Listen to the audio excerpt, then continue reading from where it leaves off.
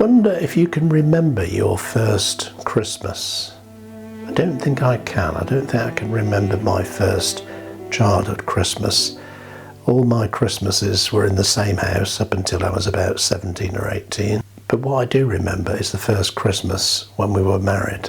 We'd moved across town to a different area and we joined the local church, and we discovered that on Christmas Eve they had a midnight communion service, which was new to us because the church I'd been to before didn't have a midnight communion service. So we were excited about our first Christmas in our new home, a little sort of flat on the second floor in an old house. And we decided we would go to this midnight communion. So I think it started about 11:30, something like that. So we walked, it was only about half a mile away. We walked to church and we went to the communion service. There was an old vicar, canon somebody or other. Seemed a bit of a dragon when you first met him, but actually was a really sweet guy. And in his talk in the communion service, he talked about all the troubles that there were in the world at the time. I can't really think what they were, but there were troubles in Northern Ireland. I think there'd been some bombings on the mainland here. And there were wars and difficulties in different parts of the world. The economy may have been in a mess. There was high unemployment, I remember that. He reflected that the world into which Christ was born was very troubled as well. In fact, the country into which Christ was born was occupied by the enemy, the Romans. There was a lot of turbulence at that time and there were divisions in Israel. It was a difficult time to be born.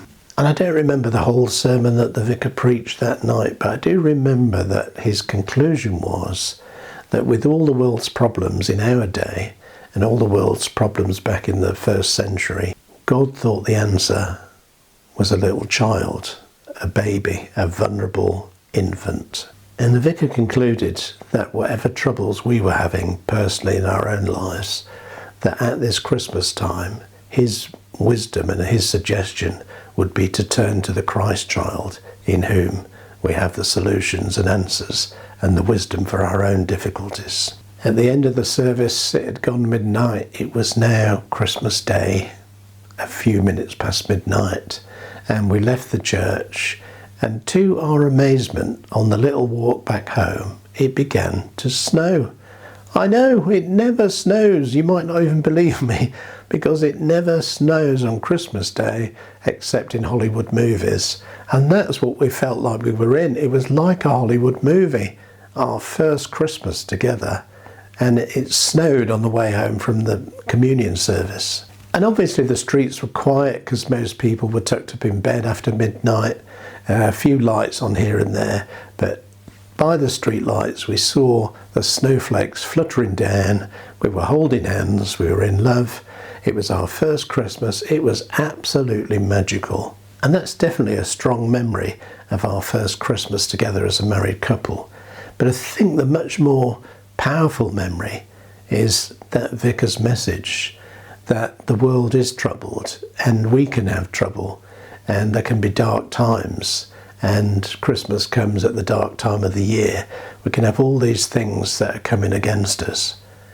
But his recommendation, his wisdom, was to look to this vulnerable child, which seems ridiculous. How could a little baby do anything? How could a little baby be any solution to the world's problems? Of course, fast forward over 2,000 years, and we know that for the 3 years of Jesus' ministry, he put a gift into the world of incredible teaching that has changed nations, that has created empires, that has changed people's lives, that's transformed people, that's set people who are addicted to things free. All sorts of miracles have happened.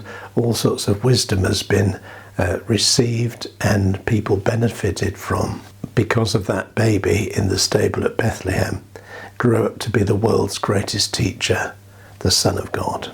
I don't think I can do better than that old vicar. I would suggest whatever the darkness is that we're wrestling with at the minute, turn to that infant in the stable at Bethlehem. Just focus on that child, on that person, on that Jesus, and good things will come. Maybe not straight away, but good things will come if we turn our attention to Christ. So the thoughts I've shared with you today are from my new book, The God with Dirty Feet, which is available on Amazon. And this story I shared today and many others are in that book. Links for the book are in the YouTube description below this video. They're also on my website, donegan.life. If you go there, click on resources and you'll find the book section and there'll be a link to The God with Dirty Feet. Thanks for watching today. Please don't forget to like, subscribe and hit that notification bell, and then you get notifications of a new video. Go to the website and you can join the email list to get occasional email updates. As I said, thanks for watching today and let's talk again soon.